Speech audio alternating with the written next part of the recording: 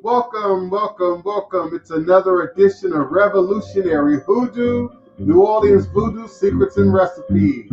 All is a blessing, all is a blessing. Welcome, welcome. Come on in, welcome. Greetings and salutations. Welcome. Welcome YouTube, welcome Facebook, welcome Twitter, Periscope, welcome my EarthCam page. But there will be no Instagram, no Instagram, no Instagram. All is a blessing. Come on in. Greetings, beloved, greetings. All is a blessing, yes. Welcome, divine, all blessed peace and love, joy and prosperity. Come on in, come on in. The fire is hot, the water is a-boiling. It's time to put something in this pot. Come on in, welcome, greetings, greetings.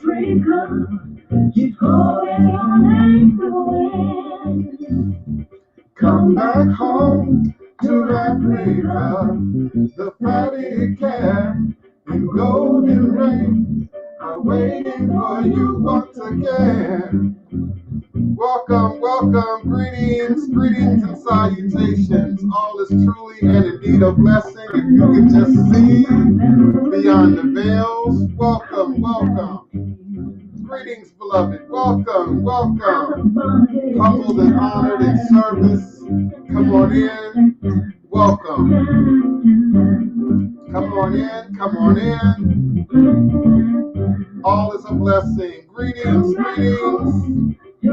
Greetings, Neophyte Bokur. Greetings, Great Garcia. Greetings, Matthew Ferguson. Greetings, Enzo Khalifa. Greetings, greetings, Fox Summers. Greetings, officially, Gabrielle. S. Marie, come on in. Naturalistic, so naturalistic, come on in. MSM, come on in. Denise Preston, welcome. Greetings and salutations.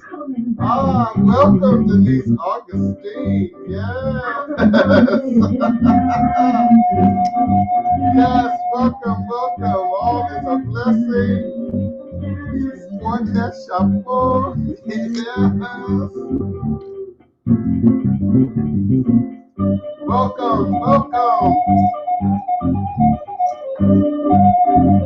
I'll be forward momentarily. All is a blessing.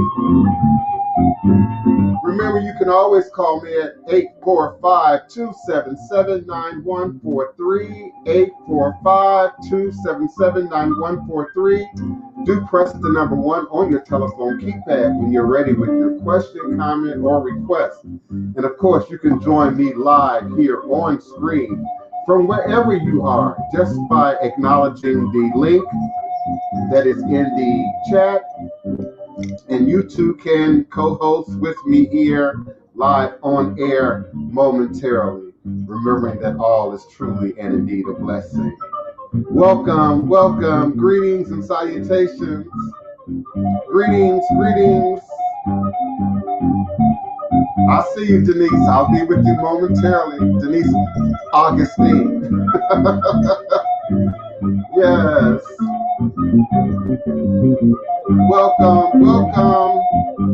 Greetings, divine love and light. Yes. I see you, Neophyte Bokur.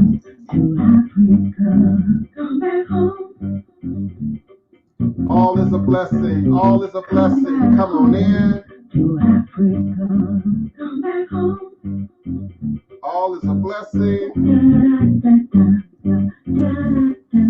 Welcome, Blog Talk Radio. Greetings, greetings.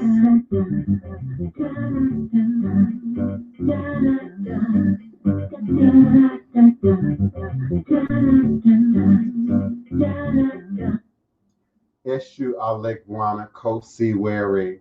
Awo Unlo Uto Ni Iwo Ara Afanbo Osi. O Batala Mi Ita Ni Ibo Onilio Aban Eshu. Eshu is the respected elder who flogs, confronts, and uncovers fools. That one versed in mysteries uses truth to own you. He causes scatter to feed poverty. O Batala shakes rascals to half sacrifice. The owner of warnings is the one who is Eshu, Aboru, Aboye, Aboshishe, Ashe. May our ebo reach a room. May our ebo be accepted. May our ebo allow what we desire to come to pass. And so we all say, Ashe. Divine, all blessed greetings and salutations, elevation, revelations, and manifestation. You are now sitting live with the Divine Prince, Pan African spiritualist, practitioner, author, and advisor, Elagun Oloye Hoodoo Obeah Bokur, sharing with you in all things spiritual, mystical, metaphysical, cosmic, evolutionary, revolutionary, healing, and holistic from a Pan-African Hoodoo world spiritualist perspective, understanding that all is truly and indeed a blessing. If you can just see beyond the veils, for it is all just an illusion and a test and one of the greatest divine mysteries of this life cycle.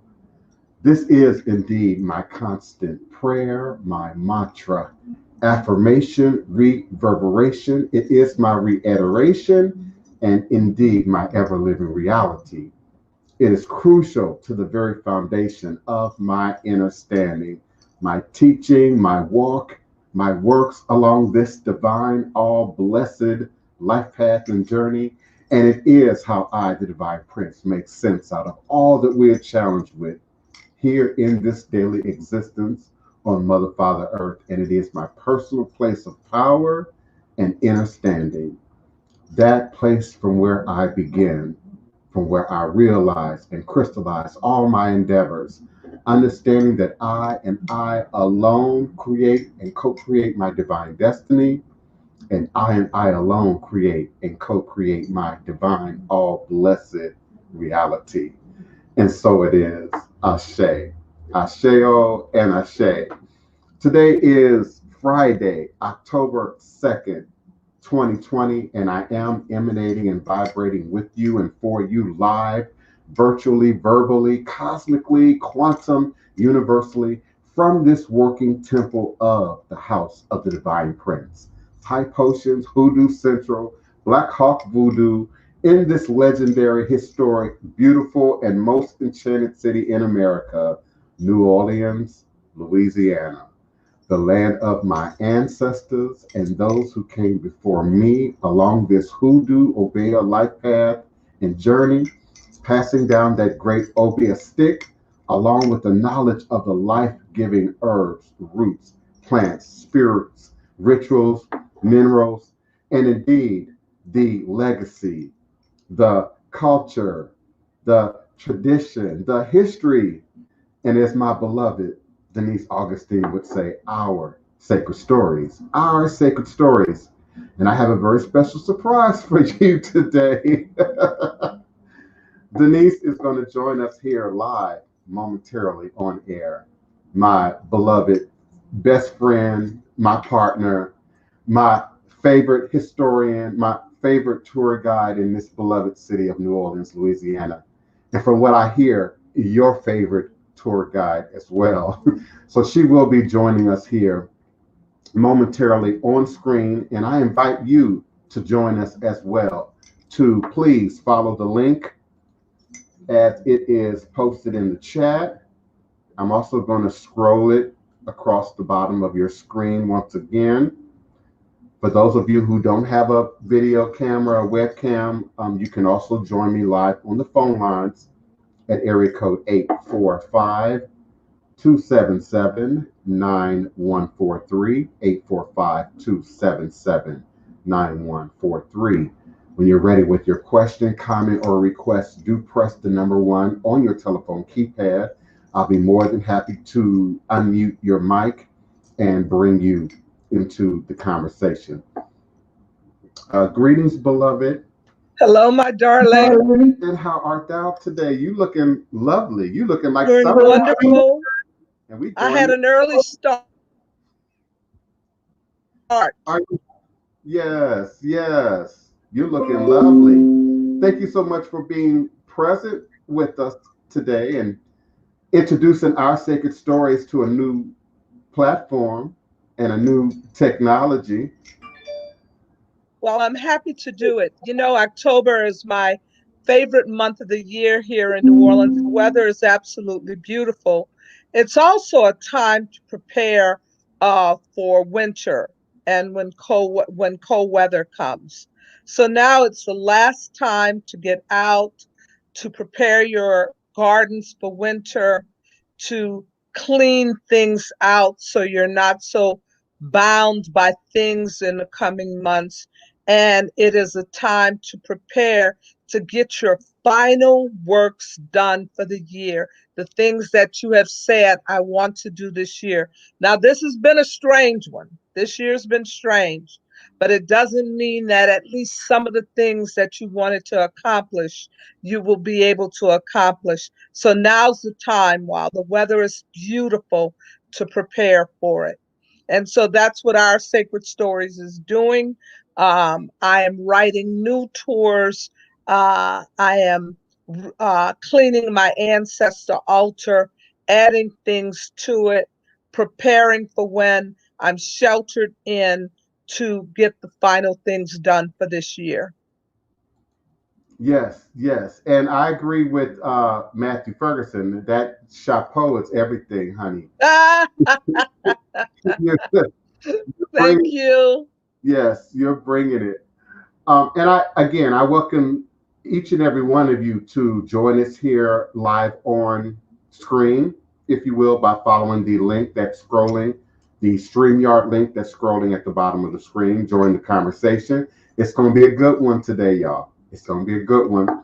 I also invite you, if you don't have a webcam, to get on the phone lines at area code 845-277-9143. 845-277-9143. When you're ready with your question, comment, or request, first be patient with me because I have to switch back and forth between screens to see you when you're in the Blog Talk Radio. If you press that number one, it'll alert me that there's a caller in queue and I'll bring you into the conversation. And I invite you to turn up your mic, speak really loud when you're on the Blog Talk Radio phone line so that the viewers in YouTube, Instagram, StreamYard can hear you clearly. The information I want to share with you today is not so different or unique to Voodoo and Hoodoo and the many other ATR-based conversations that we have. I often like to share books, book links, websites, study information. Many of you in this audience like to research, like to read, like to study for yourselves. And when I can take note of a book or an article or dissertation, I like to bring it back to the audience, and particularly when it's a good one. This one is called Cunning Folk. Cunning folk and conjurers. You know, back in the day, Denise, they used to call us cunning folk. Yeah. This article is about folk magic, particularly in colonial Virginia. Now, you might say, well, why does colonial Virginia matter to me? I'm in the Carolinas, or I'm in Georgia, or I'm in Louisiana, or I'm in wherever you might be located. Remembering that our first president, George Washington, hailed from this colonial Virginia location, that this document and all its connected information is pulled from. I want to talk about the use of folk magic in colonial Virginia, and particularly in the footprint, the archaeological footprint of George Washington's plantation and those enslaved thereof. The use of folk magic may seem foreign and exotic to many of us in the 21st century. I also want to note in the 21st century, I also want to note that often when researching our stuff, you just can't put voodoo in the search engine sometimes. I don't care if it has a U in it or if it's got four O's in it. You just can't put conjure in the search engine sometimes. You can't just put hoodoo in the search engine sometimes. As we've discussed previously, what's most popular is going to be most accessible. What's most promoted is going to be most accessible. But if you're looking for a footprint, archaeology, history, documents, then you have to be a little more tricky with your words. And one of the words that our practices, our traditions were often masked behind, hidden behind, and some would say even appropriated behind, because taking it out of the realm of voodoo, the realm of Ewe, the realm of Yoruba, the realm of Fan, makes it less about ethnicity and more about folk magic.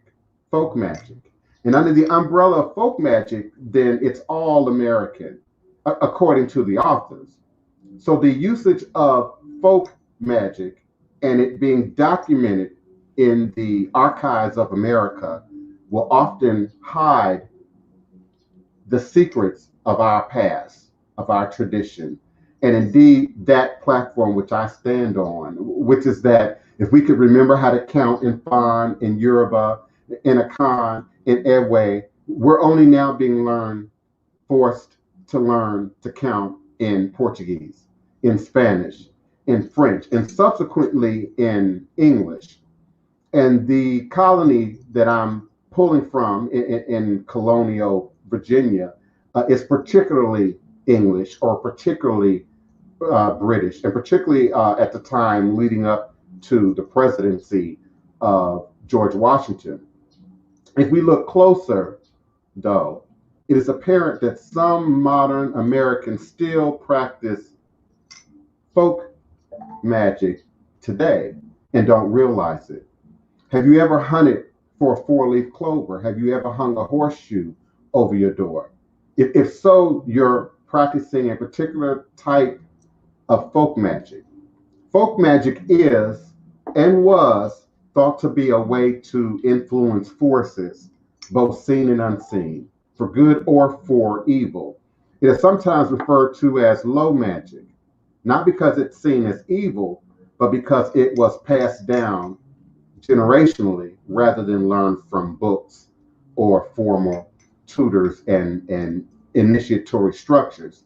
And we've talked about the presence or lack thereof of initiatory processes as we know them in the Americas compared to a Cuban colony, which allowed for the development, the organized development of Lukumi and Santeria, as long as they converted to Catholicism. We often, in most cases, had to go underground, had to hide, had to conceal, had to tuck away not only our magic, if you will, our religious structures from the motherland, but also our awareness of knowledge.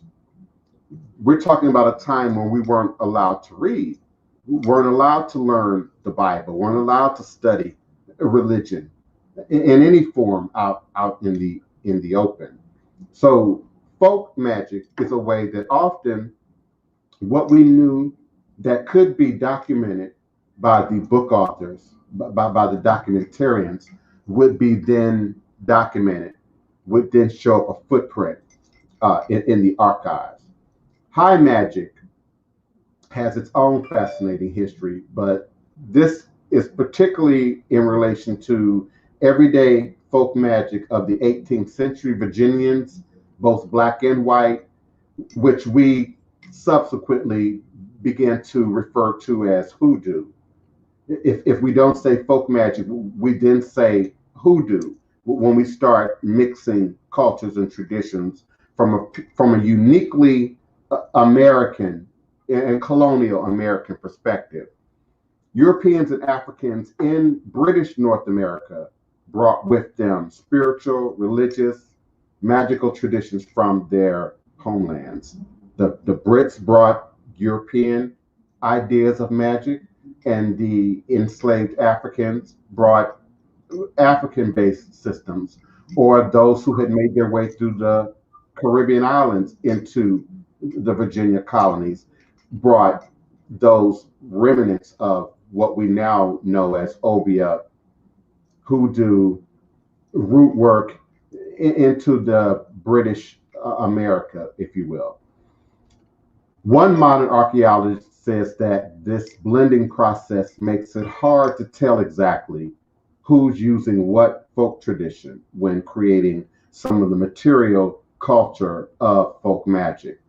And when they say material culture, we mean documenting it books and subsequently making it usable, sellable, accessible to people beyond just the original ethnic group or community that occupied and created many of the things that have found their way into modern day ritual practice. One of those things that may have contributed to the cross cultural blending is the similarities between English and African folk magic traditions. Both groups recognized that there were some people who were set apart from the rest of the group. These individuals were believed to possess spiritual powers that made them respected, feared, or both. African and English traditions also shared a belief in magical objects, even everyday objects that could be imbued with a power, with an energy. And lastly, both groups believed in the power of burying magical objects for protection or even to do harm. People thought talented in the magical arts were known as cunning folk in the English American tradition and as conjurers in the African American tradition. Conjuring folk or cunning folk were not witches who were thought to inhabit the fringes of society, but rather were practitioners of a magic which healed the sick, bewitched those who would otherwise do harm, foretold future, predicted coming events, could identify thieves and those who would commit crimes, and of course could ultimately induce love. This description of cunning folk is very similar to W.E.B. Du Bois' definition of the conjurer, the healer of the sick, the interpreter of the unknown, the comforter of the sorrowing or the bereaving, the supernatural avenger of those who've been wronged, and particularly those unjustly wronged. The rest of Du Bois' quote, however, highlights an essential difference between white cunning folk and the enslaved conjurer. The conjurer was also the only one who rudely but picturesquely expressed the longing, disappointment, resentment of a stolen and oppressed people. Despite their many similarities, enslaved conjurers and cunning folk operated in very different realities. In Du Bois' estimation, the conjurer did more than just take care of the physical and spiritual needs of the enslaved. He or she took on the weight of slavery itself. Both conjurers and cunning folk created magical charms, charged objects with magical meaning. At George Washington's Ferry Farm, we found an excellent example of an object charged with meaning. In this article, and I'm going to paste the link back to the article in the chat. Uh, and thank you everyone for being present and actively being a part of the show. Uh, and Denise, whenever you got a comment, just feel free to just jump on in there. Well, most of the time, though there were men, you heard the term wise woman Mhm. in New Orleans or Louisiana, since the word voodoo or hoodoo had been so demonized. Mhm. When you were troubled or you were sick and the doctor could not find out what was wrong with you when you were undiagnosed, when trouble kept visiting you for no reason, like your luck was just horrible, Mhm. then you would seek out one of these wise women who held the uh, pain and suffering and secrets of the community. What's interesting about that is that there was a woman or two or three in every neighborhood. Mm-hmm. You could find one of these wise women. My grandmother was one of them. And a knock, I would be playing in the living room where she sat, and a knock would come on the door. And in those days, we didn't lock the screen door. And she'd say, yes. And they'd open the door. Most of the time, a woman would say, can you talk? And she said, yeah, come on in. Well, at that point, she would tell me, go in the back and play. I need to talk to Miss So and so, whoever it was that I knew, because this was somebody in the neighborhood. And this woman would come and tell her troubles, get advice, told what to do and how to do it, or go and get certain things. For instance, go and get some bluing, bring me 9 pieces of a white sheet, clean white sheet, different things to come. And so then uh, these things would be made, prayers would be laid down, uh, just everything that you need spiritually, uh, and not only spiritually, but you had somebody to share your burdens with. So I never heard the word cunning folk, but I have heard the I need to see a wise woman. And Mm-hmm. this wise woman would provide all of these things that you're talking about. Yes, and there would be, maybe she would have something particular set out on the porch that would identify her to people who were looking for her, and Mm-hmm. what item, to identify. Mm-hmm. Also, she might be busy or not available, so she might put that flower pot, in a particular location, you know, Mm-hmm. and people then otherwise, might not stop by, and Right. interact.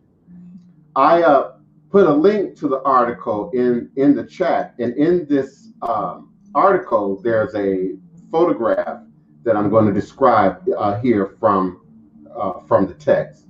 Both conjurers and cunning folk created magical charms and charged objects with magical meaning. So there's a photo here at George Washington's Ferry Farm where we have an excellent example of an object charged with meaning, and it's a carnelian bead excavated on the property, which may indicate that a powerful conjurer might have lived there during Washington's time. This bead is similar to two beads that were found in Barbados, and archaeologist Jerome Handler asserts that these carnelian beads were the product of Cambay, India, and were indications of the status of the person with whom they were buried with. Dave Maraca, director of archaeology at Ferry Farm, describes all three beads are generally reddish orange in color with a tapered end and cylindrical shapes. Each one has 8 longitudinal facets, or four beveled facets at each end. And the main difference between the Washington site bead and the Barbadian bead is the size, with the Barbadian beads being almost twice as long as the ones recovered at the Washington farm. And there could be many reasons for that. One basic reason would be it would have to be concealed to a greater degree in a plantation in Virginia, in colonial Virginia, than on a Barbadian plantation necessarily. And cunning folk also made objects with magical meaning. Written charms or amulets were popular since they were easy to conceal and could be hidden or worn on the body. These charms Mm-hmm. often served as protection for people, protection for livestock against witch attacks. Um, an example of these charms can be found in Colonial Williamsburg's similar collection. These small pieces of paper dating to 1700 promise to protect the wearer from any manner of witchcraft or evil spirit. The amulet invokes the power of the faith and the intervention of Jesus Christ on behalf of the afflicted woman. It closes with amen, amen, amen, and fiat, fiat, fiat, fiat being the Latin translation for amen. And I want you to take note that this dates to 1700. The Haitian Revolution that people like to hang all voodoo on didn't occur until 1791. That's So right.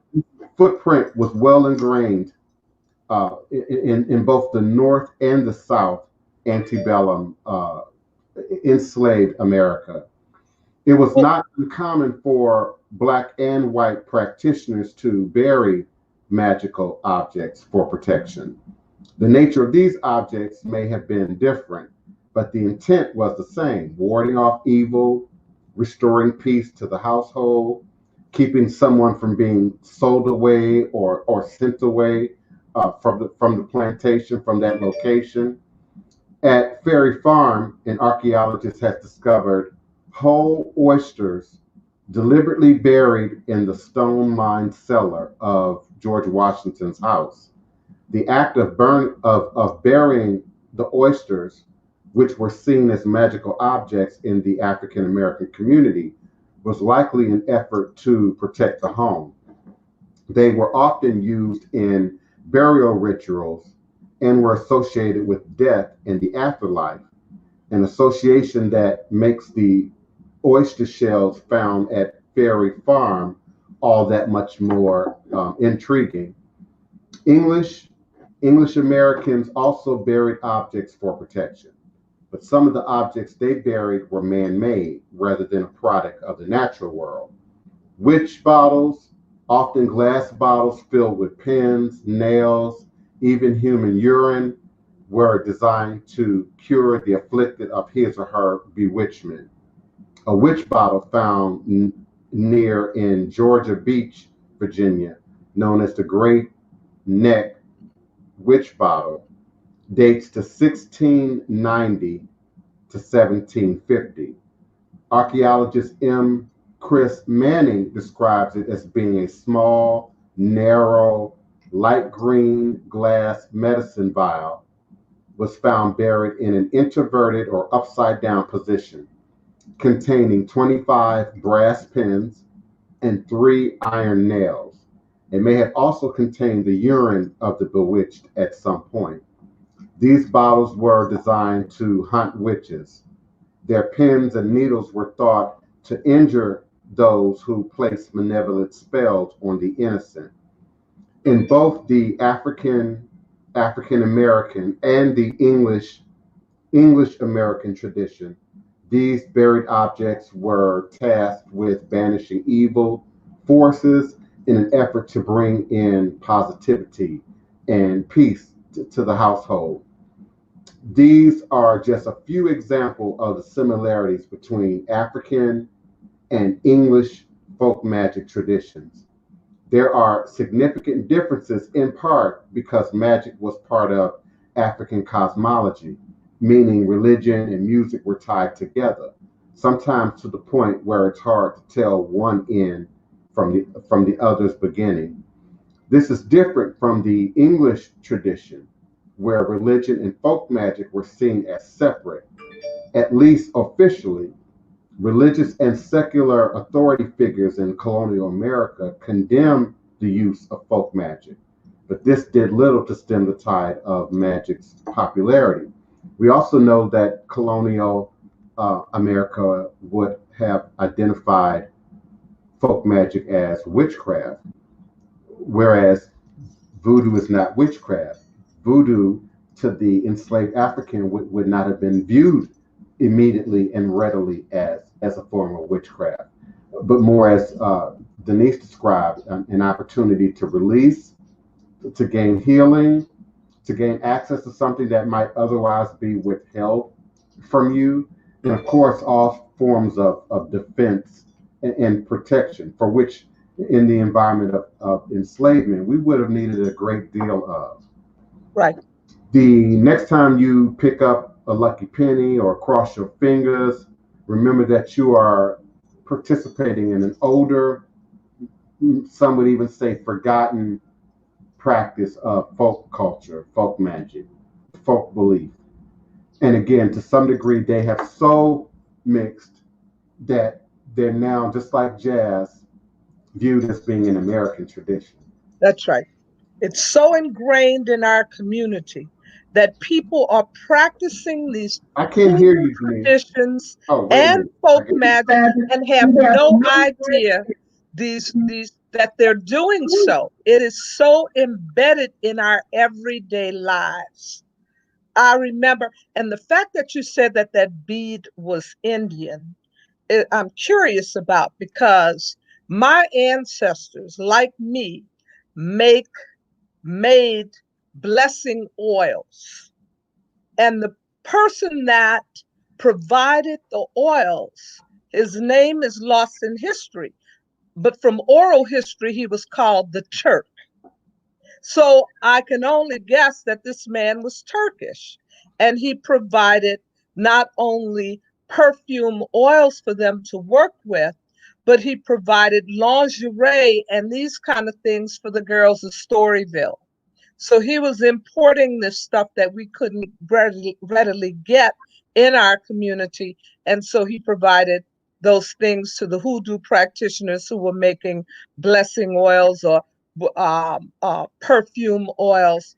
And, and the tradition is to sing a prayer while making the oil that you're making. So if you're making protection oil, you sing protection songs, or you invoke a spirit of protection while making that oil. So so I can understand when they talked about singing while doing these rituals or making these products. That is definitely a part of New Orleans culture also.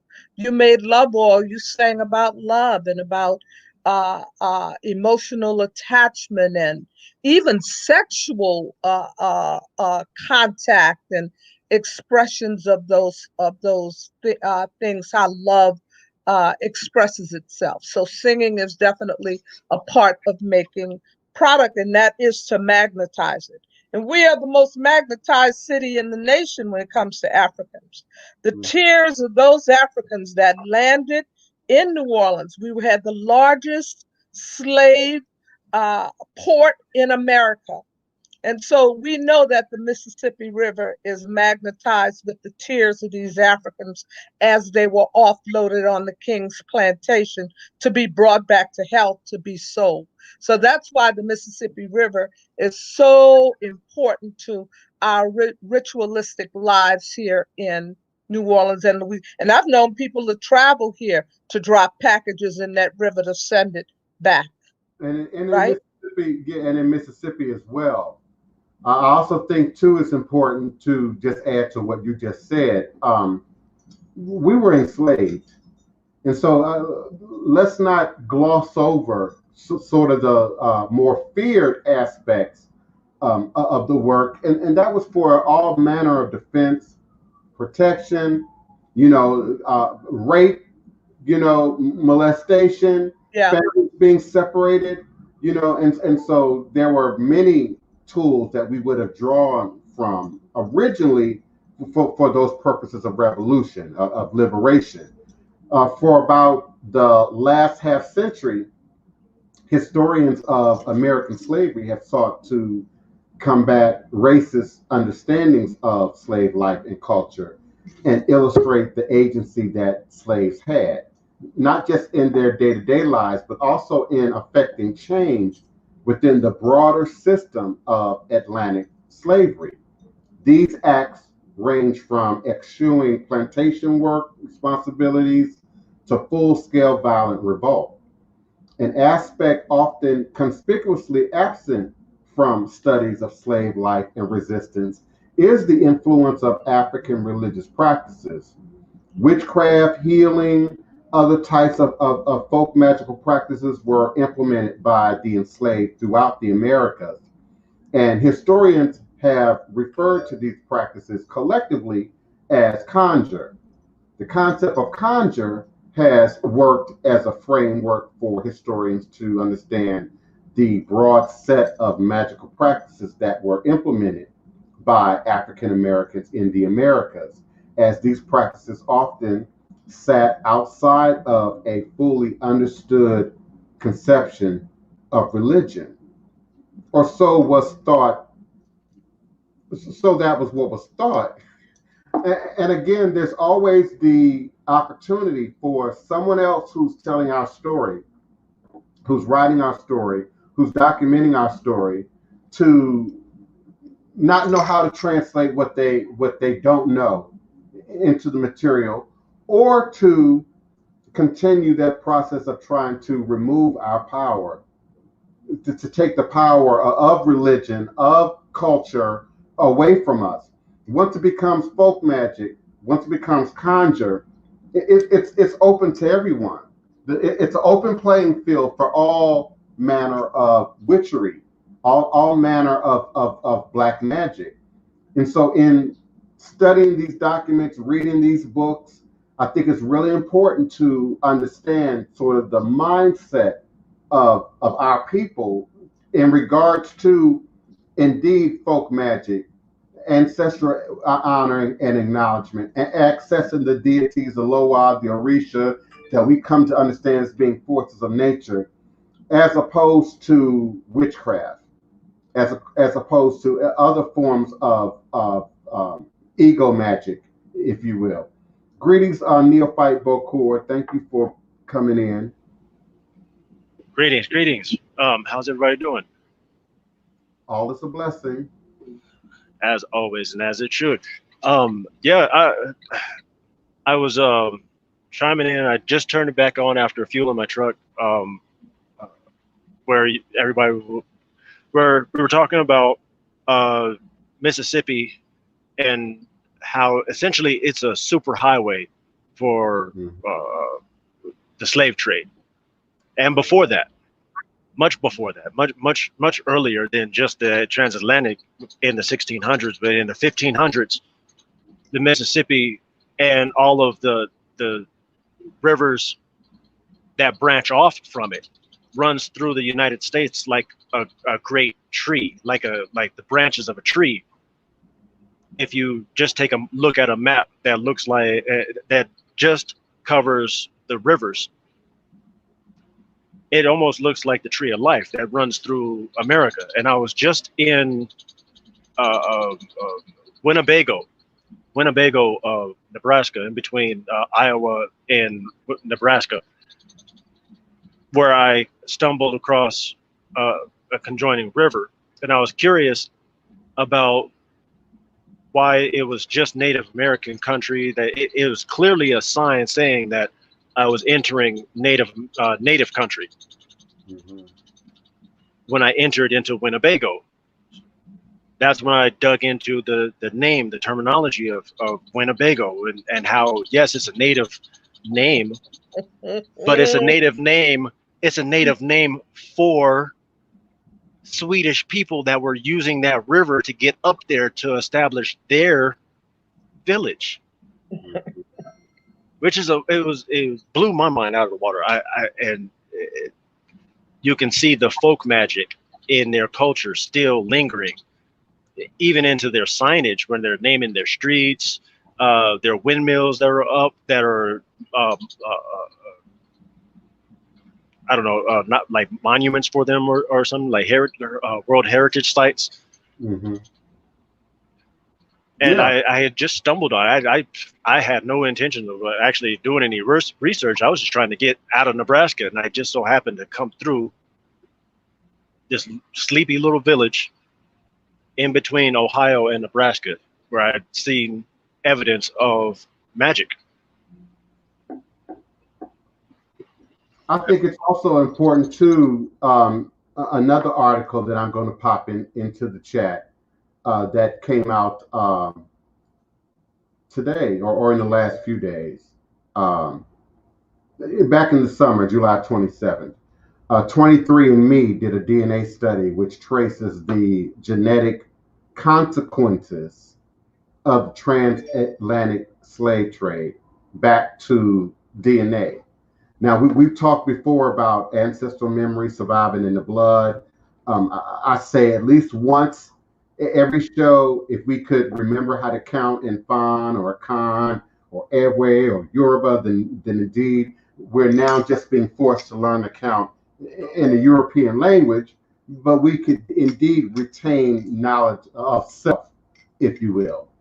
So, evidence of some of the horrors of the transatlantic slave trade can now still be found in the DNA of African Americans today, according to new research. Now, the research that I shared with you about this topic last summer was just the notion that ancestral memory survives in the blood, but they didn't get this specific. This new updated article is specific about DNA of African Americans possessing PTSD, post traumatic slave disorder. Researchers from consumer genetics company 23andMe studied genetic data of more than 50,000 people and compared it to historical documentation of where people were taken from in Africa, where they were enslaved in the Americas, said Stephen Micheletti, a population geneticist at 23andMe and study co-author. The genetic results largely matched the historical records. Micheletti said, noting that historians estimated 5.7 million people were taken from West Central Africa, and his team found the strongest genetic connection between people in that region. But researchers also found key differences that may shed light on the brutality of slavery and how it operated different in different regions, according to the study published on Thursday in the American Journal of Human Genetics. And again, this was originally posted in the USA Today, July 27th, 2020. July 27, 2020.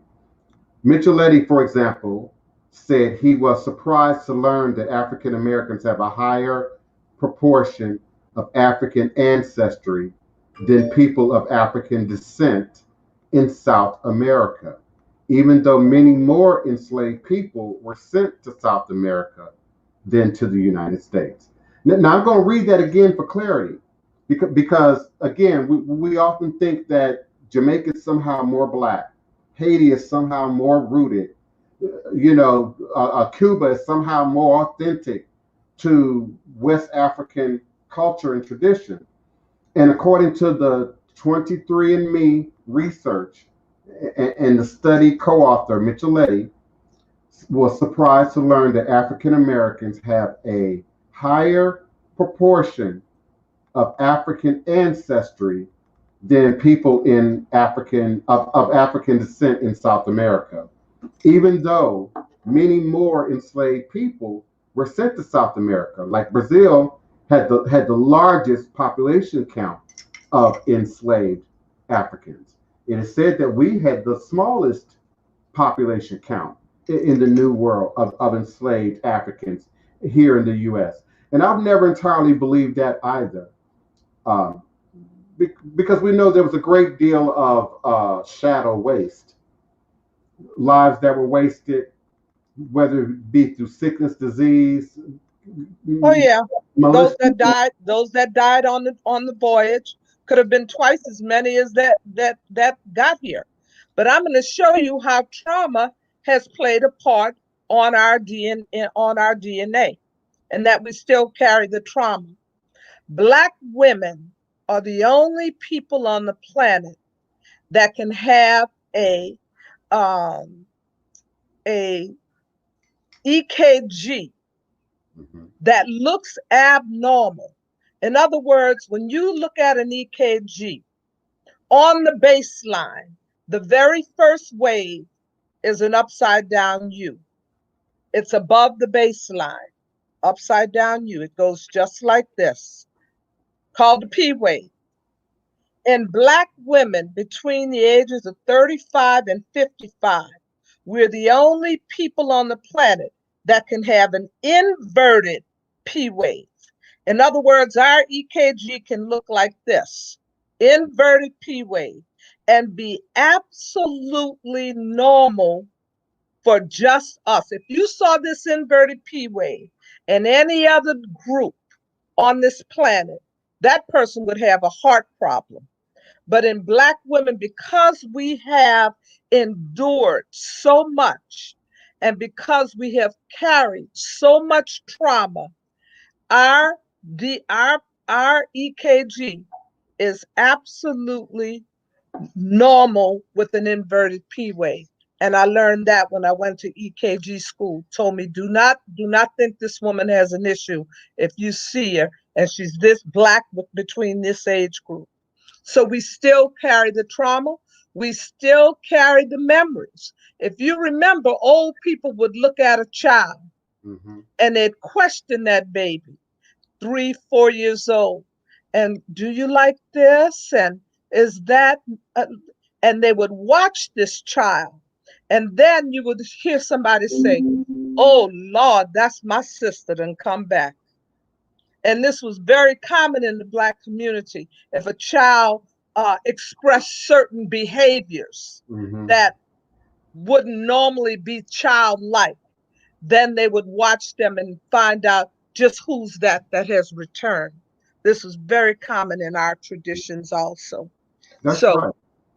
Now Micheletti, remember my last point was that there's a higher population of African ancestry in African Americans as opposed to Africans in South America. He has 2 explanations for this.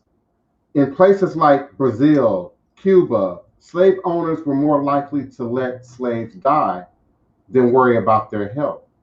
While in the US, they would essentially breed people to maintain the enslaved workforce. Genetic data also shows that enslaved women contributed to the present day gene pool at a higher rate, despite the fact that more than 60% of the enslaved people who were brought to the Americas were male. In the US, African women contributed to the gene pool about 1.5 times more than African men. In Central America, the Latin, Caribbean, and parts of South America enslaved women contributed to the gene pool about 13 to 17 times more. The biases in the gene pool towards enslaved African women and European men can be attributed to the well-documented generations of rape, sexual exploitation against enslaved women by slave owners, study authors wrote. But the significant differences between the US and Latin America was a surprise. Micheletti explained that higher mortality rates among enslaved men and racial whitening policies in Latin America also are potential explanations for this ethnic discrepancy. In the US, slave owners promoted segregation in addition to coercing enslaved people to have more children. Far more people in the US and Latin America had Nigerian ancestry than expected based on historical records. This discrepancy is a result of the intercolonial slave trade that occurred between the British Caribbean and other parts of the United States between 1619 and 1807. And just a quick sidebar, I got proof that slavery was going on in the Americas at least 100 years before 1619. But we'll discuss that at a later time. Okay. So this discrepancy is a result of the intercolonial slave trade that occurred between the British Caribbean and other parts of the United States between 1619 and 1807, presumably to maintain the slave economy, as transatlantic slave trading was increasingly prohibited. These voyages would spread African ancestry common in the British Caribbean to other regions of the Americas that were not in direct trade with specific regions of Africa, according to the study. While Nigerian ancestry was overrepresented, ancestry from the region of Senegal and Gambia, one of the first African regions from which people were enslaved, is underrepresented, according to the study. Study author suggests that over time, more and more children from the region were enslaved, and that pattern combined with unsanitary conditions led to lower rates of survival. It is also possible that Senegamians died more often because they were taken to dangerous rice plantations, which were generally rampant with malaria. Micheletti also states that he hopes to explore these hypotheses for the discrepancies more deeply in coming years. We offer a lot of these potential explanations, but need to go and physically test these explanations, he said. We'd also like to kind of shape results and put them into a more personal context for 23andMe customers. This also speaks to a reoccurring question here on the show about the updating of your DNA results.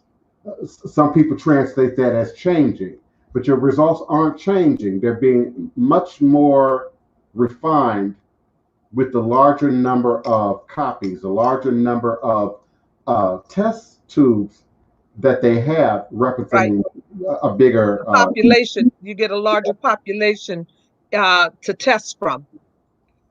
You get a larger population to test from, the more people that send in their DNA. But when the slave trade ended, when they outlawed their transatlantic slave trade, remember, cotton was just starting to become king in the South, and they had to provide the South with slaves. So what they did was they set up slave breeding camps, and a young girl from the age of 10 or 11 would be continually raped until she was no longer able to reproduce. And Black men died of exhaustion, of sexual exhaustion. You can die from it. That they were forced to perform to that's where the word MF comes from. Because they didn't care whether or not you were raping your mother. Mm-hmm. All they knew is that your mother was still producing children. And so that's where the term MF came from. But you could be raped right beside your mother continually. And the only rest you got was after you produced the child and you were still bleeding. But as soon as you were able to, you would be raped again. And that's where also the term, the fear of being sold south. You see, the South had pushed all the Native Americans off the land. After 1812, Andrew Jackson promised these Native Americans in Louisiana and Mississippi that if they fought the Battle of New Orleans and kept the British away, that they would be safe and secure on their land. And then the Cherokee Trail of Tears, then the Trail of Tears came, and they forced these people off their land so that cotton can be produced. Mm-hmm. The first thing that drove slavery was sugar, and it drove it even more after 1795 when they learned to commercially refine sugar, because in the beginning all they did was made molasses. Sugar's very addictive. So yeah, slave breeding camps, the forced marching of slaves down south. It's a wonder. It's a wonder it's no wonder to me that we still carry the trauma of these actions. So, and it's no wonder that we have such a large amount of West African DNA in the United States. Mm-hmm. So, and you just invoked the history of my house, this house that I'm living in, because it was Norbert Riedel. Yeah, my mask started vibrating after that one. Yeah, Norman Reilly was the Yeah. American inventor who was widely considered one of the earliest chemical engineers That's right. and noted for his pioneering intervention of multiple effect evaporator, which created the various ways of refining sugar. Multiple pans. He used multiple, right. Yes, And you live in the house that he lived in. that he And built. he filed this patent in France to keep him from stealing it from him. Hmm. Yeah, he was a Creole. That's right, real you. And you know who he's kin to? He's kin to the artist that is buried in France in Père Lachaise. He only spent one summer here, and the house is on Esplanade. And if you give me a minute, it just slipped out my brain. When I remember it, I'll give it to you. But Oh, all those Creoles is kin to all those white people. That's one of the reasons I don't think we in the 1960s we didn't have riots like in California and stuff like that. I think one of the reasons was because we were just so interrelated and had such a history of interracial mixing that I think that was one of the reasons why they didn't riot and burn down the French Quarter. now that was a powerful statement. I've always wondered about that, and I'm sure that there are people listening to us right now, particularly younger folk, who've always had questions about that. I was raised, as you know, as far north in the South as you could go Right. in Maryland. So the idea was somehow that that our relatives here in the South were somehow weaker, or somehow broken, or somehow more under the foot, of the man, so to speak, than our northern counterparts. But if you've ever lived in the North for any degree of time, you know that that's not true. The North is more. Martin Luther King said the North was more racist than the South. South, But yes. remember, the French Quarter, 50% of the French Quarter was owned by Black women at one point. So the people who have a long history in New Orleans can walk to a house and say, my great great grandmother used to own that house. That could be one of the reasons why it wasn't burned down. It was because not only our interrelationships, but because of our history is so interrelated. Like, I mean, segregation is Treme was a segregated community back during slavery. Claude Treme actually separated his plantation into plots and sold them to Black people. And Treme's wife was a Black woman. So these were interracial marriages. Not only that, but remember, after the Civil War, for many years after this, now remember, Reconstruction only lasts, 12 years? But during that time, interracial marriage was legal in the South, in Louisiana. But we have honey, I didn't get this color because my mother craved milk, okay? So we have a long, long history of this kind of, and remember, they were French. I really wish I could save this. I'm sorry to interrupt. I really wish I could save this this conversation, because it's one of the primary reasons why I have my daughter watching Princess and the Frog right now. Is because I know exactly what you're talking about, but Disney tends to put their little spin on it. But I can't wait till she grows up and start asking me these questions. Well, you know who the Prince and the Frog? You know who that young girl was based on? That was Leah Chase. They based the Prince and the Frog on Leah Chase's Dookie Chase's restaurant and her gumbo recipe. And if you look at the Voodoo Prince, they stole that from time. Yeah, that's exactly right. Yes. What was the? They stole me. They stole Leah Chase. They borrowed from Kalinda LeVeaux. They borrowed from Ava K. Jones. Ava K. Jones was the blind voodoo priestess in the swamp. Whose glasses is thicker than Ava K. Jones? Yeah, that's exactly why. They came here and they took all these. In fact, Ava K. Jones was the ones that told Disney, you got to go in the swamp to do this. We went in hidden places to have voodoo rituals. We could not just have voodoo rituals. We went and had them in places where nobody could interfere and we could do what we needed to do.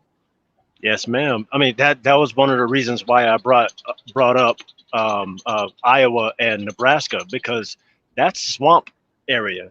It's north, but that's swamp area. Oh, I didn't know that. Right. But you know that Yeah. the Mississippi River drains 41% of the United States. 41%. Yes. Every slave cheer that ever dropped ends up pushing out of New Orleans into the Gulf of Mexico back to Africa. Exactly. I was So, wondering that was the one thing that really stood out to me about the Sioux, Sioux Falls, the Sioux Nation that are still in the north, in between North Dakota, South Dakota, Nebraska, Iowa. This area has a Swedish culture rather than a French one, but Winnebago is technically a French name, or Germanic. It's Winnebago, like pronounced, instead of W, it's with a V, Winnebago, which means that that whole nation up there is tied in pre-colonial just off of their names alone. right, Right. right. Holding on to So their culture. holding on to what is left of it. I mean, because Right. these towns are turning into ghost towns. These are ghost towns mostly, right? And they try to reconstruct them and rebuild and everything, but they're slowly but surely kind of dying off and That's too leaving bad. behind their remnants. It is too bad, but I can't really be too mad at what it is that's been drowned out. The black influence is essentially being drowned out, and so is their unfortunate culture that came along with it. Mm-hmm. I'd like to see them flourish, but you kind of reap what you sow a little bit. I'm not to Yeah. be negative or anything, but We're holding it down here in New Orleans, though, I promise you. Yeah. Let me tell you, the spiritual practices in New Orleans is actually growing instead of dying off. People in this time of weirdness in America, people are going back to their ancestor worship, putting up ancestor altars, going back to their traditions and their culture, their spiritual culture, in order to deal with the madness that's going on. But we always do that. When things are good, we kind of like forget it all and keep rolling. And then when things turn weird, then we go back to grandmama's habits of or traditions of dealing with things. So the yes, ma'am. spiritual culture is growing. Listen, I haven't had a reading in I can't tell you how many years. Okay, probably more years than some of y'all are old. But on Marie Laveau's birthday, I went to Ty. And the first thing I told Ty, I said, Ty, I'm coming for a reading, but I need you to understand that you have got to move any personal feelings about me out of here. And I asked him, I said, can you separate yourself and your love for me? Can you separate it out of this reading? And Ty said, I promise you, I won't get involved in this reading, that I'll let it be all spirit. And so when I sat down and Ty started, the very first thing that came up is something that I'm working on, that spiritually working on, and nobody but me and the four walls of my home know what this is. But the very first thing that come up in this reading was on point. I got so shocked I had to adjust myself in the seat like I'm doing now. I told him, I said, Ty, I said, I receive and accept that, because I know I didn't share this with nobody. Because when you're working on something big or something as serious as I'm working on, I could not release that energy. I've got to let that energy up. And I've got to work on it all day, every day, this move that I'm about to make. And the very first thing that came up when I walked out of that reading with a friend of mine, not a stranger, when I walked out of that reading with Ty, I was absolutely shocked. It is the very first time in the many years that I've known him that I asked him for a reading. And he shocked me, who's inside of this spiritual world. He shocked me so bad. I called him later on that day. I said, I don't know what you tapped into, but you definitely got me. You got me. That reading was on point. So I'm still working because I told him, I said, I'm just waiting. He told me, what did you tell me, Ty? 60 to 90 days? Ty? 30 to 90 days. 30 to 90 days that I would see results. So I called Ty, I said, Ty, I'm waiting on between that time. And Ty said, you got to continue to work. You can't sit. You got to work even more. So 5 o'clock this morning, I was up working with the spirits. I had to. Well, if my eyes fly open, that means they want to be present. So when my eyes flew open at 5 o'clock this morning, I started working. So that's powerful. That's encouraging right oh there. yeah, Because if your eyes open in the morning, spirit wants you out of that bed, and they want you to start working on what you're supposed to be working on. If you wake up, there's a reason for it.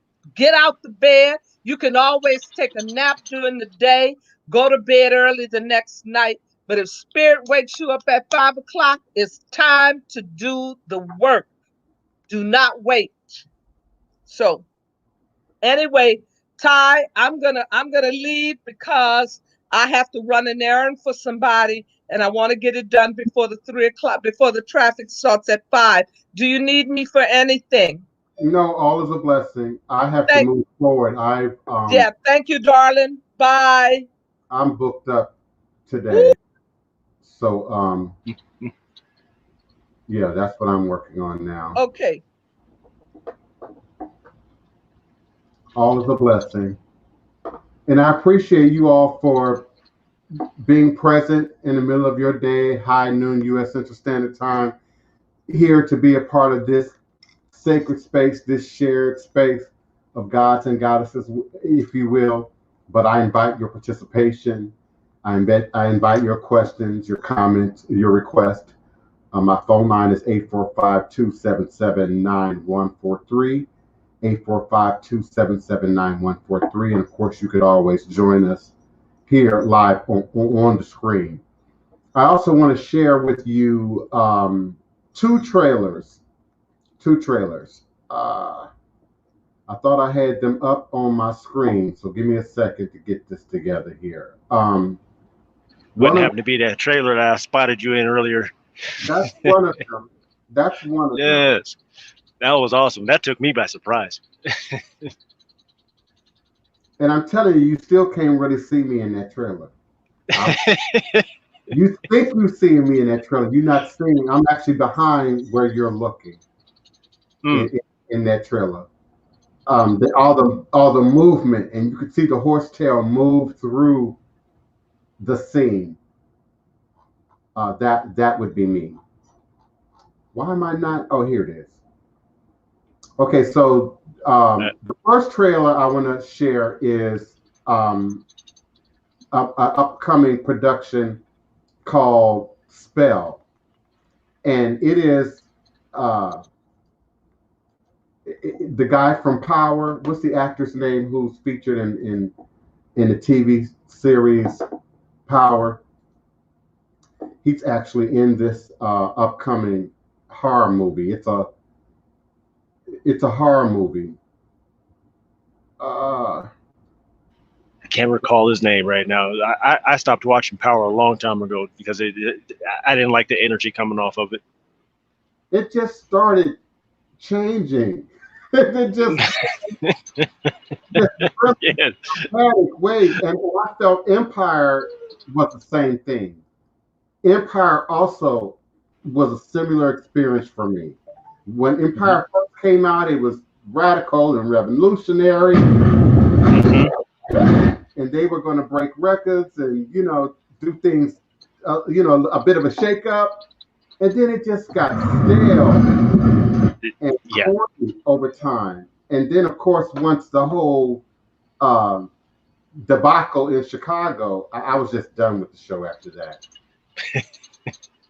Okay, so the first trailer, I got it together, y'all. The first trailer I want to share is an up and coming horror movie. I am not in this movie, though I should have been in this movie. I don't know what they were thinking to do a movie like this without me.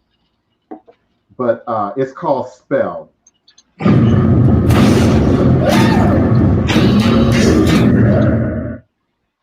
Where I grew up, it's another world from this one. My father was stuck in time a little bit. What was he like? He was religious, just differently, like superstitious. So what y'all doing around these parts? We're going up for my daddy's funeral. They don't get many visitors up in those hollers. I'm taking it down!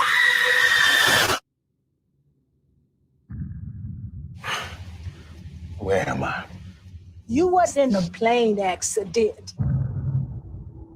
What about my family? Baby, you were the only one found. I need an ambulance. Ain't a hospital within 50 miles of here. Where you think you is? New York City? This, it stands for you. Whatever happens to it, happens to you. I'm gonna fix you. I'm gonna fix you good. All of God's children are weak.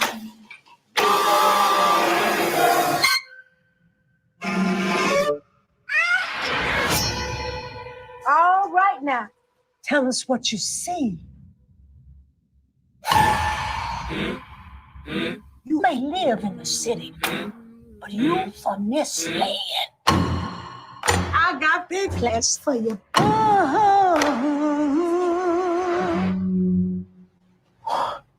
put a spell on you. They got my family. She controlling everyone in town. Put you up, put you down.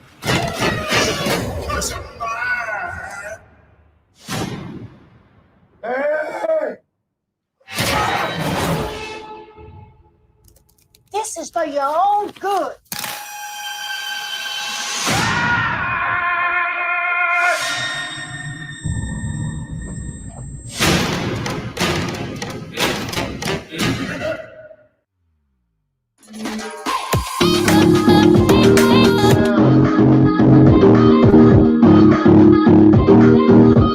Yes, that was Loretta Devine. You did get that right.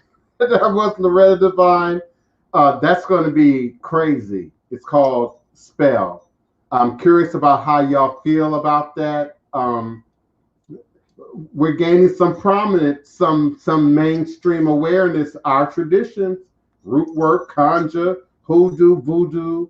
But how do you feel about the continued appropriation of voodoo, of hoodoo, of conjure, for things that speak to darkness, things that speak to evil?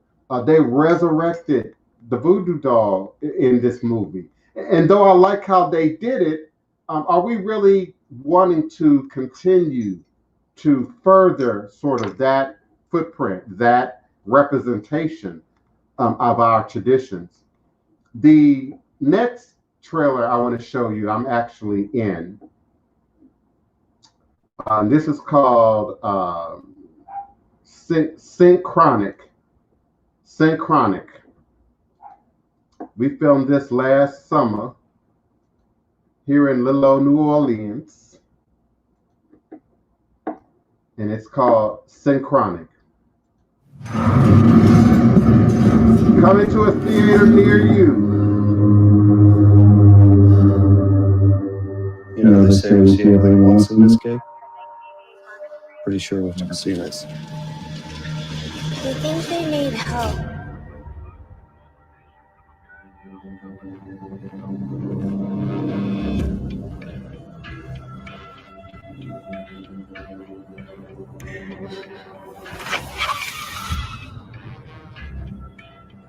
You alright?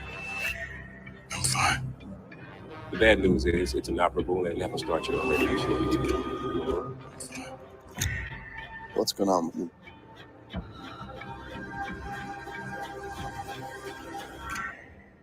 I want to know that there's meaning in the things I do.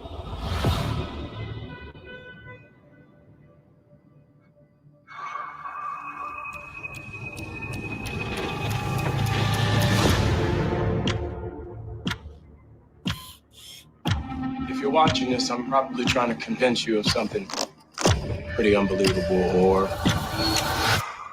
I'm dead. I'd do anything to get her back, but this is, I mean, the next dose could kill you. There are things that are far worse than death.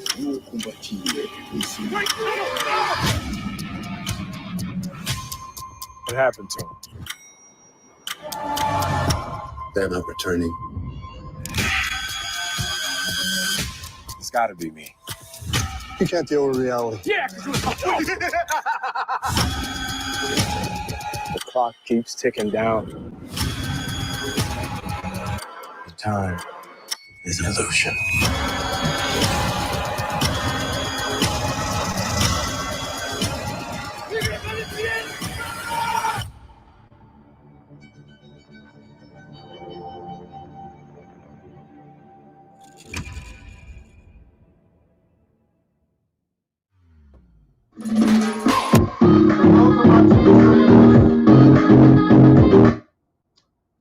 Those are the two trailers I wanted to share with you today. Synchronic is a little bit more sci-fi. It has some horror elements to it, but it has a little bit more of a sci-fi edge to it. I just don't want to give it away. I'm not trying to be sued, but I welcome you to check out both of these. They both should be interesting, if nothing else. Hoodoo occultism. I agree. I'm just, I'm all for entertainment. I'm all for creativity. I'm all for, artistic license. I don't tell, the hip hop artist how to write. I don't tell the rapper, how to do their lyrics. So I'm okay with art, but the consistent repetition of presenting voodoo as somehow dark and evil and wicked, yeah, it's total BS. It's so many truer, more realistic aspects of voodoo that can be shown, can be documented. And I'm grateful for Dr. Emily Zarka from PBS, Monstrum. My episode of Monstrum should be airing soon. I just can't tell you when, because I don't know when. But she's airing some PBS documentaries all the month of October on the Monstrum tab in YouTube. So do a search on Monstrum, and you'll find the show that I'm referencing. Yes, Enzo Khalifa. Loretta Devine is always good. The actor, let me bring you back on, Neophyte Bokur. The actor from Power.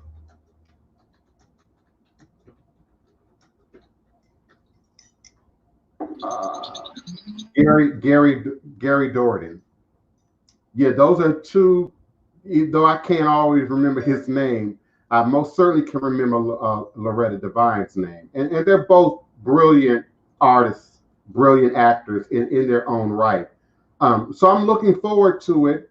Let's also talk about the politics of being the first Black anything, or trying to increase the quote unquote black footprint of anything. And it kind of puts me back in the mindset of the 60s and in the 70s and black exploitation, which had everything to do with the black awakening consciousness of that time period, and our desire for more imagery that looked like us, more, scenarios within the script writing that resonated with us, but it somehow always turns into this overtly stereotypical demonstration. And until there are not only more of us creating and recreating the material, but also the audience. You can't complain about, buffoonery and then keep spending your money on buffoonery. You can't complain about, it's too ghetto, but then spend all your money on the ghetto publications. If we definitely want to see more diversity and more realistic depictions of our culture, and particularly our culture through our eyes.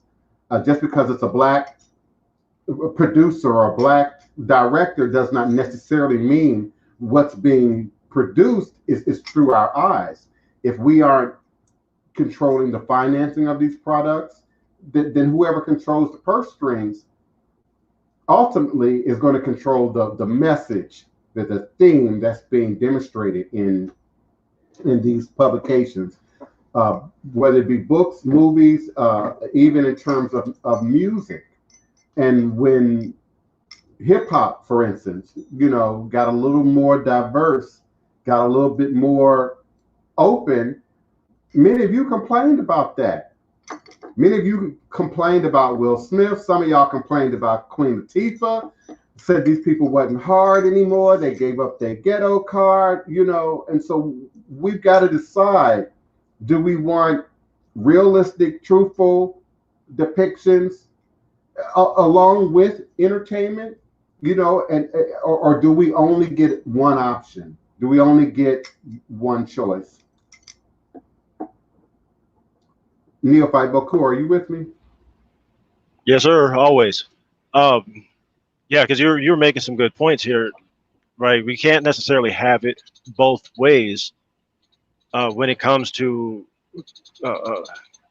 whether or not we want the real. Are we going to allow our artists that are representing us to grow and come into their own as far as their life? They can't always, be Craig from Friday if we know that's Ice Cube and he's writing out agenda statements with other people to try to elevate the culture, right? And I personally think that we can have it both ways, but you have to be willing to you have to be willing to support both. See, that's my thing. When we think of the big budget film or the targeted film, the film that's targeted, to our community, often it's about, how much money does it make over the content. And when content-based material is put out, we often don't support it with our dollars. We want to bootleg it. Right. Are they still doing that, by the way? Are there still bootleggers even existing in our culture, or have they shut that down completely? It's more like virtual hacking, where somebody will have it and they'll jailbreak like your Roku box or something, and then you're able to have access to it. It's the same thing, just on a more digital scale. A little more complicated, but yeah, it's still bootlegging. Bootlegging is always going to be bootlegging. No more DVDs.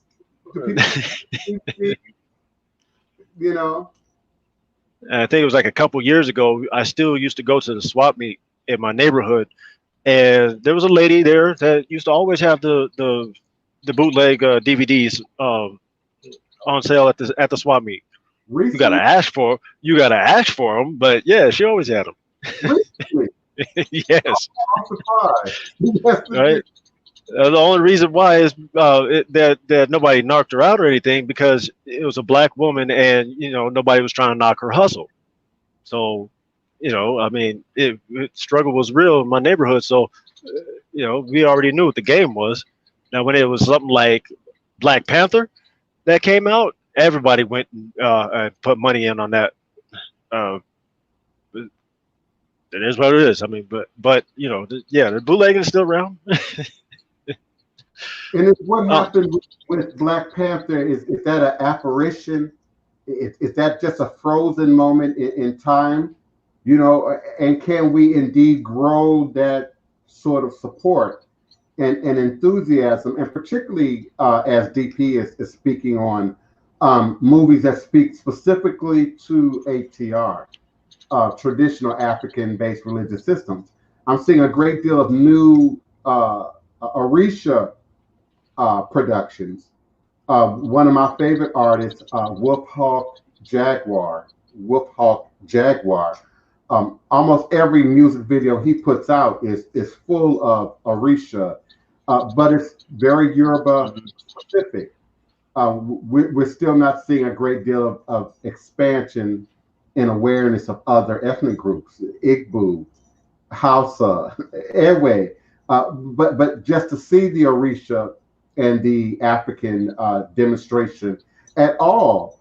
Again, is it more of Black exploitation in its newer form, or are we indeed going to get to a degree of diversity that's universal?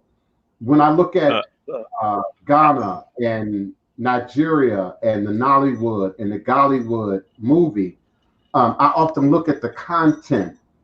Is it all political? Is it all cultural? Is it all racial? Is it all horror? But you're seeing a great deal of diversity coming from those two particular nations, and I think that's primarily Neophyte Bokur because they're producing their own stuff. Right. That's exactly right. I mean, Nollywood is big right now, and I'm actually excited about it right now, because from what I can see, a lot of us are actually coming out of the quote unquote broom closet. We're starting to come out. We're starting to show that we're tired of other people telling our stories, because for the most part, like, despite the entertainment part about it and the equity found in it and whatnot, and the footprint that it leaves, we're starting to see that we need to use this as a base to be able to reconnect to ourselves. None against the church.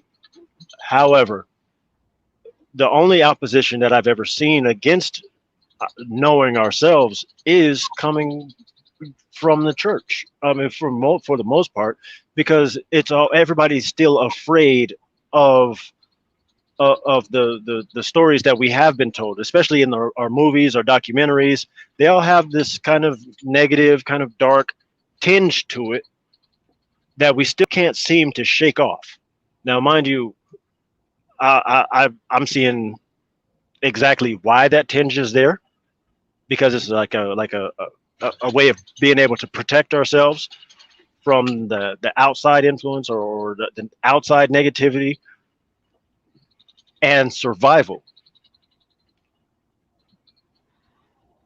But I still see a lot of fear brought on by the different religions and different cultures that still go with this hint of racism just in the language used when describing our cultures. I mean, they don't call it black magic for no reason, right?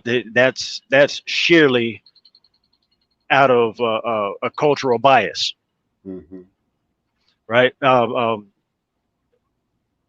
They don't call it dark magic for any reason. They're using these words with a specific goal in mind, and is to continue to keep this in the dark, if you will, despite the pun.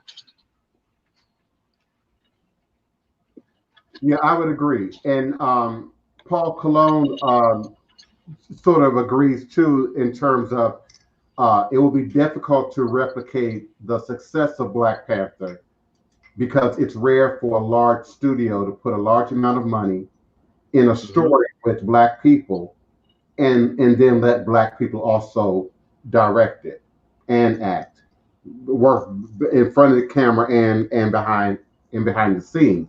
And I agree with that. And I would dare say, at the risk of my career, just because it has a Black name on it, a Black studio on it, does not necessarily mean either that the message is going to be true and authentic and healthy, to who we are and to what we need to see. We can easily throw out some random names. I'm not going to, but we can easily throw out some random names of movies that we just get more of the same stereotype, more of the same limited demonstration of what we can be and who we are and what we are indeed. So we've got to have more control, more not just writers and creators and performers, but financiers and people who are willing to support authentic demonstration of hoodoo, conjure, root work, and not just in the documentary context. Because again, I still think there's room enough for entertainment and truth. There's room enough for entertainment and history and archaeology and science, if you will. Yeah, that's exactly right. I mean, I know that for the most part, everybody that I come in contact with, talk to, kind of gravitate towards documentaries. We collectively we like documentaries. We like going back and researching stuff. But that's essentially brought on because of the collective amnesia that we suffer from, trying to find out like definitively who we are. Mm-hmm. Right? We crave that knowledge, right? We're thirsting for it. We're thirsty for that water that is knowing where we actually come from. But it's being Now, weaponized against us now. In 2020, it's being weaponized against us, just as was to some degree Black exploitation. Now, in all fairness, I think Black exploitation was a little bit more innocent of the time. Again, I think we were just happy to be on film, happy to be given the opportunity to make film. We didn't care if it was Pootie Tang and some of the other Superfly and some other people that came from that period. But I think each generation has an obligation and an opportunity to grow beyond what has happened before, what has come before. So is it even progress to see a Black Panther movie in 2020? Is that even progress? Or should we absolutely be much further along? yeah, I think we after Eartha Kitt, I believe we should have had a Black Panther.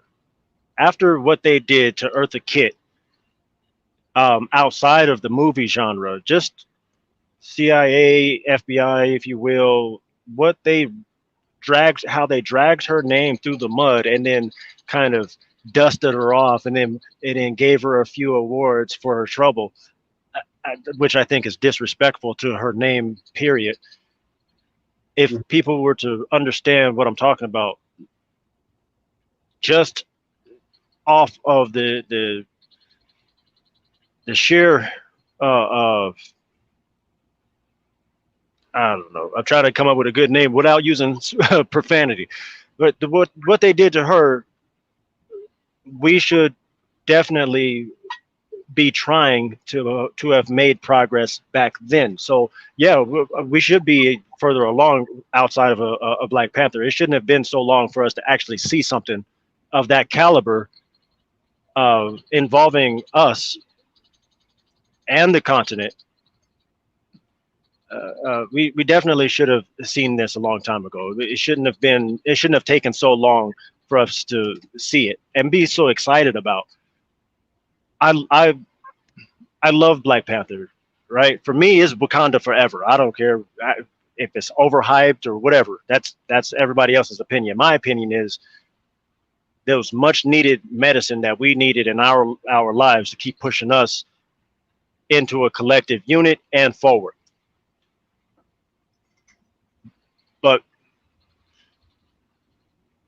it was long overdue. Mm-hmm. So if we get another one, yeah, it's got to be held up to that same standard. And unfortunately, we have. I just feel like after, like you said, after Eartha Kitt, after Alex Haley and Roots, Yeah, after right. after the career of a Tyler Perry or a Eddie Murphy, and I'm calling them out not just because they're comedians or actors, but because they have some money and some power and some ability to produce and create and recreate and have some level of control over their product. I just felt like, man, there should be 10 Black Panthers at this Right. This should be rivaling the whole Marvel Universe series that they came up with, where every character has its own series and then it collectively comes together. It should have been like that. I mean, especially because you got Eddie Murphy with Boomerang and Harlem Nights, both like dominantly Black films. Like everybody, he was in full control of that aspect. Mm-hmm. When it came to creating that movie, let alone Coming to America, where we see Black excellence, just Black everything inside his films. With him being able to do that, yeah, we definitely should have had a whole epic of Black Panther right now. I mean, the comic book series covers it. Wesley Snipes tried. Just saying. I mean, Michael Jai White again. He has his own he has his own company right now, and he's producing movies as well right now. But I don't hear anything about that in the news. I don't hear anybody talking about it. It's rare that I come across somebody who knows that Michael Jai White has his own film producing company right now, Mm-hmm. and has already put out at least 4 movies. Just saying. I had no idea. All right. Don't even know what the movies are. I had no idea. Yeah. Michael Jai White, Dame Dash has his own film production right now, and his own Netflix, his own version of Netflix, and his own version of like Instagram right now. So yeah, we definitely should should take over Black Panther immediately. Immediately, we should take over that right now. Yeah, I agree. And again, I'm happy to see horror. I mean, horror is one of my more favorite genres in terms of, yeah.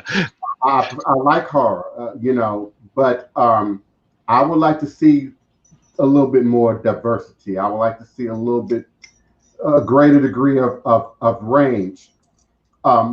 Black characters, female characters, male characters, transgendered characters. There's still a great deal of limitation in terms of what's being made and what's being produced.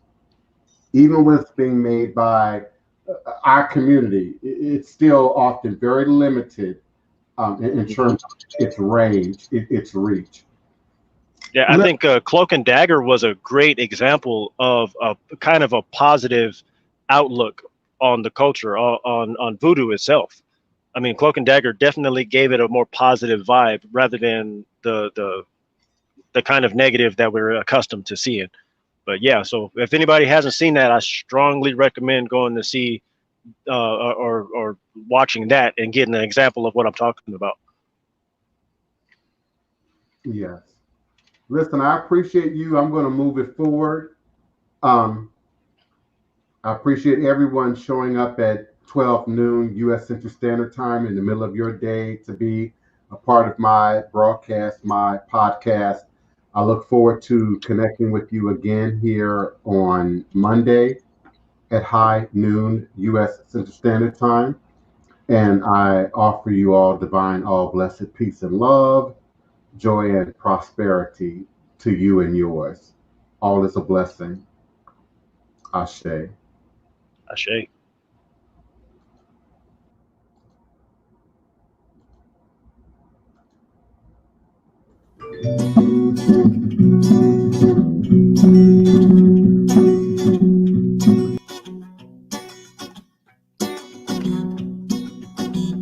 A dash of cayenne to the root. Gonna put on my grease suit. Boil a gumbo, hot and steady. Don't care if Freddy ready.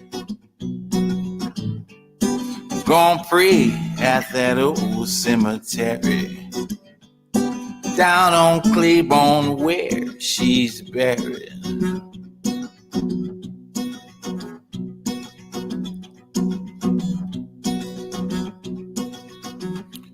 Build a fire on the bayou when a black cat scratch at 2 under a full moon that's blue. Chant the magic words, Kufaru. A dash of cayenne to the roux. Gonna put on my grease suit.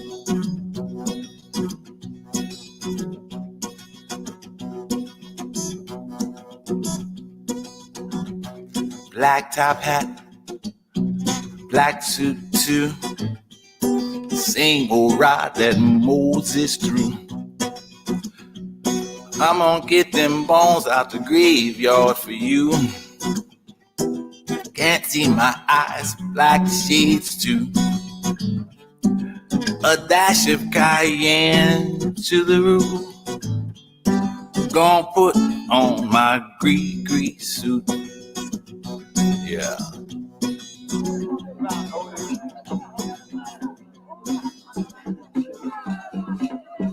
Black top hat, black suit too. Same old ride that Moses threw. I'm gonna get them bones out the graveyard for you. Can't see my eyes, black shades too. Going pray at the old cemetery down on Claiborne where she's buried. A dash of cayenne to the roux. Gonna put on my grease suit. Yeah.